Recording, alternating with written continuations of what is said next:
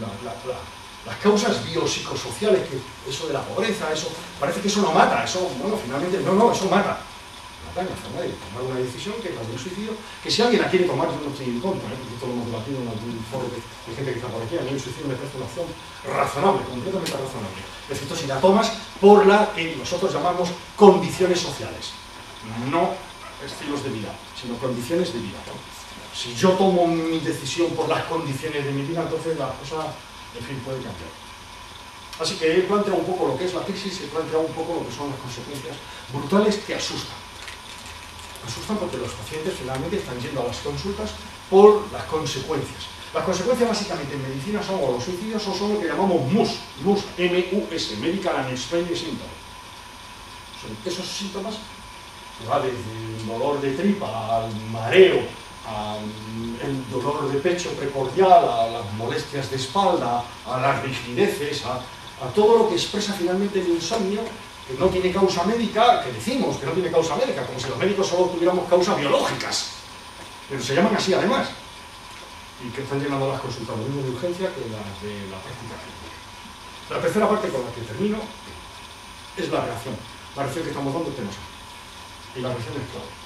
Quiero decir, tenemos una crisis, habrá que meter mano al control, y en el control, por cierto, los órganos de control no funcionaron, la Comisión de Valores, el Banco de España, etc. Y encima el presidente, el director del Banco de España, el gobernador del Banco de España, hace unas declaraciones esotéricas en las que, para decir que no hicieron lo que tenían que hacer, emplea una frase que yo he reproducido ayer en el Mirador, porque es que es increíble la frase que dice al final, que no lo dice bien, o sea, lo dice. Una frase de estilo gobernador, debe creerse que es el gobernador de la Reserva Federal, y habla así también, y entonces, pues, claro, el gobernador del Banco de España no va a hablar más claro que el gobernador de la Reserva Federal. Y tenemos una tercera parte, y es la reacción. La reacción, en mi opinión, me llama la atención porque es de impavidez. O sea, ¿qué es estratégico en una crisis de este tipo? Y luego la pregunta creo que hay que hacerse de ese estilo. Es estratégico que no desaparezca la estructura social. Pero estratégico. Es estratégico que podamos salir a la calle. Que mi nieto puede ir al colegio él solo en el metro. Eso, si desaparece la estructura social, no puede, es imposible. O sea, si alguien le va a robar y a asaltar conforme salga de casa, la estructura social es muy importante. Estamos en una crisis, y en las crisis, una de las cosas que se pueden perder, aparte de la salud, es la estructura social. La estructura social no puede perderse. Un punto. Segundo punto. No puede perderse el estado de bienestar. Justo ahora. El estado de bienestar en España ha sido de los peores de la Unión Europea. Pero justo ahora no puede desaparecer.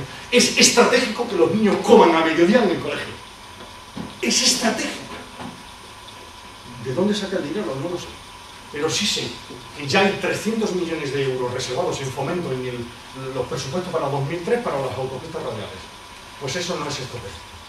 Es estratégico que los niños coman a mediodía. No estoy hablando de sanidad todavía. Es estratégico. Es estratégico que coman los niños a mediodía.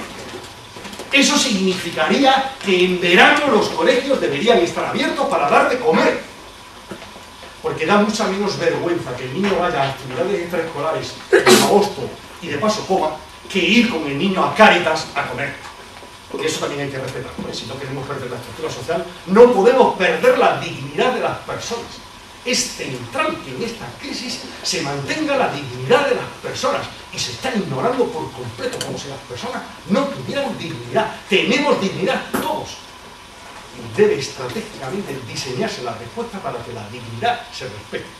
Así que, en primer punto, creo que es clave estratégico mantener la estructura social. La segunda es mantener el estado de bienestar.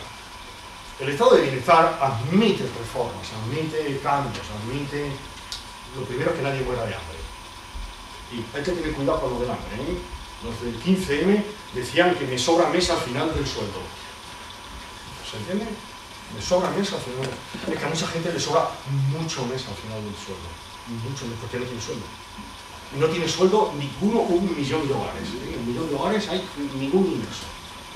Y en otro 1 millón o 2 millones es muy importante los abuelos. Los abuelos nos hemos convertido ahora en fundamentales. De hecho, los están sacando de la residencia, no es broma. Porque claro, sí, tienes el dinero en casa. Y yo creo que, bueno, si yo ejerciese, desde luego me comprometía con la familia que yo no firmaba el certificado de muerte hasta que no se arreglase la crisis. Sí, claro, claro, o sea, promovería que los médicos mintieran y no certificaran las muertes hasta que no se arregle la crisis. Oiga, mire, que es que los médicos han advertido, tenga usted cuidado, porque es que no vamos a certificar las muertes, los vamos a mantener en frigorífico, se van a empezar a vender halcones de esos en macro. El estado de bienestar no puede desaparecer, y menos en el momento en que lo necesitamos. El tercer aspecto estratégico, claro, yo creo que es la ayuda a la familia. Las familias están hoy soportando básicamente las consecuencias de la crisis. Cuando se comparan las políticas de familia de los países de nuestro entorno, incluido Marruecos, claro, en nuestro entorno siempre miramos para arriba, pero esto no puede ser. O sea, tener hijos es una cosa imposible. La edad media se ha convertido en España entre las mujeres españolas entre 33 y 34 años cuando tienen ni el primero, en Europa 26-27.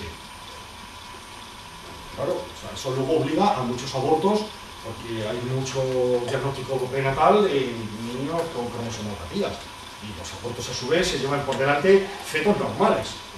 Fetos normales, bueno, ¿cuántos fetos normales vamos a estar dispuestos a llevar porque no se puedan tener hijos cuando la gente los quiere o debe tener? Así que la ayuda a la familia creo que es esencial. Y en mi opinión el cuarto punto es ya empieza a entrar con cosas más concretas que es educación e investigación. Eso ha salido varias veces. La formación es lo que nos salva. O sea, si somos pobres pero tenemos buena formación, somos capaces de seleccionar de los alimentos que hay lo poco que sea barato. Así que formación e investigación son el futuro.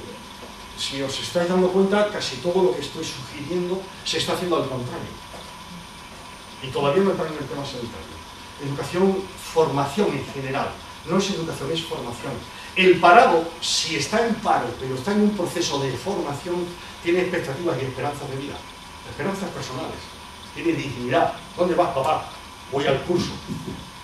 Ya no va a la empresa, pero va al curso en el que se está formando. Decir eso a un hijo en una familia es algo que le digo al papá, que mamá, ¿dónde vas, mamá? Pues voy al curso. ¿Qué curso? Pues ahora estoy haciendo de ordenadores, pues ahora me estoy aprendiendo el código penal porque voy a trabajar a lo mejor en el futuro en la justicia. Es formación, no es solo educación, es educación y es formación. Continuado. Tiene que abarcar a toda la sociedad. Este es el momento en el que somos pobres y nos hemos dado cuenta que somos pobres. ¿Cómo se sale de la pobreza? Con formación. ¿Cómo se sale de la pobreza? Pues, bueno, podemos atacar, también podríamos, hay alternativas, dedicarnos a la cocaína, en plan, todos, ¿no? El estado narcotizante del resto de Europa y, bueno, devolvemos, en fin, los papeles de la deuda los cambiamos por papelitos de cocaína. Parece que eso no es razonable.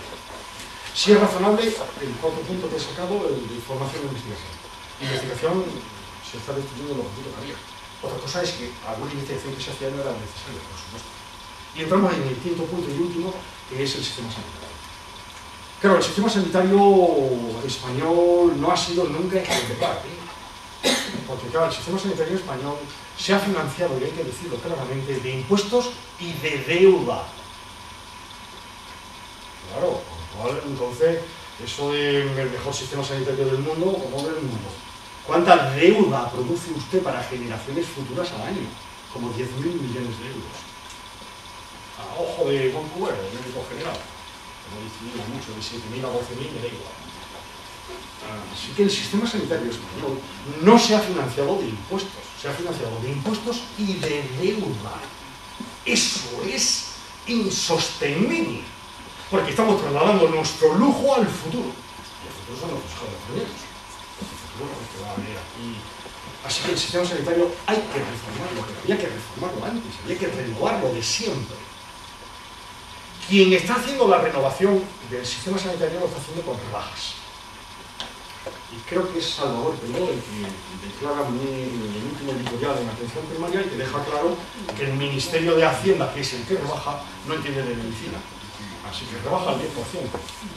Si es una medicina inútil, a mí me da igual, como si es una medicina útil. El Ministerio de Hacienda, y no hay nadie entre el Ministerio de Hacienda y el paciente que finalmente le rebajan el 10%. Nadie. Cuando digo nadie, es mi estilo. Claro, ha habido declaraciones muy buenas de la Asociación de Economía de la Salud, de SESPAS, ha habido declaraciones muy buenas. Pero no hay una reacción profesional. Cuando digo nadie, estoy refiriéndome básicamente a profesionales sanitarios. Entre otras cosas porque no tenemos liderazgo clínico. Y yo creo que en la reforma, en la renovación, para que esto no sea de derribo, porque la impresión que da es que quieren derribar el sistema que tenemos para trocearlo, partirlo, venderlo y transformarlo en privado.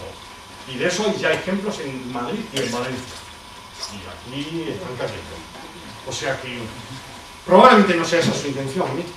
Por ejemplo, con el Real Decreto, cuando yo publiqué lo que publiqué, de que hay muchas maneras de matar, a mucha gente honrada del PP, honrada política, les llamó la atención porque yo no quería con el Real Decreto matar, ¿eh? El problema es que matas.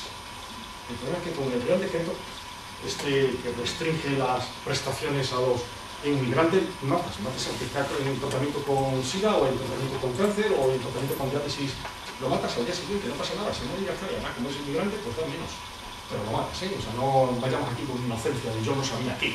La inocencia de los judíos cuando después se enteraron que mataban a los judíos. ¿Cómo? Pues hombre, por Dios. Tengamos la vergüenza de reconocer las barbaridades que hemos hecho, así que matamos. Y es terrible.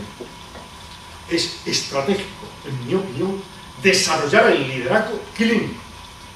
¿Qué clínicos tenemos hoy en España que tengan capacidad de arrastre? Que digan no. Y lo digan con educación, formación, tranquilidad y paciencia. Y arrastre. No se vacuna este año contra la gripe. No se vacuna.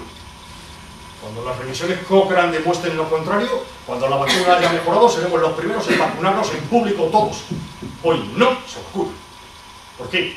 Porque tenemos que reformar el sistema sanitario. Necesitamos esos líderes clínicos y no los tenemos.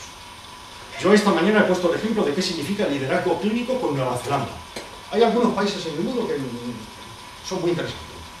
Noruega, Finlandia, ya he citado, Nueva Zelanda, Uruguay, son países muy transparentes. Y en Nueva Zelanda le ofrecieron a los médicos generales, ¿sí? Son médicos generales con lista de pacientes, con mucho copago, por cierto, en Nueva Zelanda, ¿eh? Le ofrecieron pagarles un incentivo fuerte por prescribir mejor. Ello provocó la ofensa de todos los médicos generales neozelandeses que dijeron, pero si yo receto mal usted me lo dice y lo mejoro. Pero ¿cómo va a pagar para recetar yo mejor? Si es lo que tengo que hacer. Eso es liderazgo clínico, ¿eh? A mí no me compra usted la dignidad y la salud de mis pacientes con un incentivo. No hay incentivo suficiente en el mundo para pagarme a mí. Métase el incentivo por donde le quepa. Eso hay que decirlo bien, no como yo lo estoy diciendo. Decirlo serenamente, tranquilamente. Agradecemos muchísimo su interés por esta cuestión, que ciertamente es muy importante. Consideramos que lo que ha hecho es excelente. Quizá podríamos cambiar el artículo. ¿Se entiende cómo hay que escribir? Pero es estratégico. Necesitamos liderazgo clínico. Estoy hablando en general de sanidad, no estoy hablando de atención primaria. No estoy hablando de atención primaria. En atención primaria tenemos nuestros propios problemas. El liderazgo clínico tiene que centrarse mucho en lo que se llama poda. Hay cantidad de cosas que hacemos que no nos sirve para nada, ¿eh? Pero estamos hablando de salud y de dinero, ¿eh? O sea, estamos gastando 800 millones de euros anuales en prevención cardiovascular, en estatinas y otros hipolipemiantes. Y está demostrado que los empleamos en quienes no lo necesitan y no lo empleamos en quienes lo necesitan. Y además empleamos atorvastatina, no simvastatina. Y eso es nuestro. Eso no lo imponen ni arriba si quieren. La rosuvastatina se está introduciendo sin ningún fundamento científico. Entonces hay que podar, y una parte en la que podemos podar con mucha tranquilidad en prevención sin límites. La prevención hay que dejarla en límites más sencillos.